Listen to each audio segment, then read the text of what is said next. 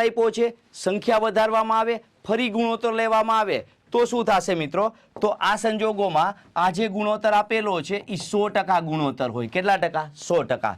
હવે આ 100% બે ગુણોત્તર હોય આપણા માટે. હવે એમાં વધારો ઘટાડો શું કરવાનો કીધો છે? 40 અને 60%. આમાં 40% વધારો થાય એટલે 140 થઈ જાય મિત્રો, અને આમાં 60%નો વધારો થાય તો 160% થઈ જાય. તો હવે વધારો થયો છે તો એ સીધે સીધું આપણે એમનેમ લઈ લીધું 40 અને 60, 140 160. હવે આપણે શું કરવાનું તો કે નવો ગુણોત્તર મેળવવા માટે આ વધારા પછીની ટકાવારીને માત્ર જૂના ગુણોત્તર સાથે ગુણવાથી જવાબ આવે. જેમ કે આપણે અહીંયા 140 ગુણ્યા 6 કરવાને બદલે બેમાંથી એક 0 કાઢી નાખીએ, 14 6 84 આવશે અને 16 7 112 આવશે. તો આ આવી ગયો આપણા માટે નવો ગુણોત્તર. પણ આવો ઓપ્શન આપણી પાસે નથી તો હજી આને આપણે કટકા કરવા પડશે. તો 84 ને 28 વડે ભાગો એટલે 3 થશે, 112 ને 28 વડે ભાગો એટલે 4 થશે. તો આ રીતે આપણો આન્સર શું થઈ જશે?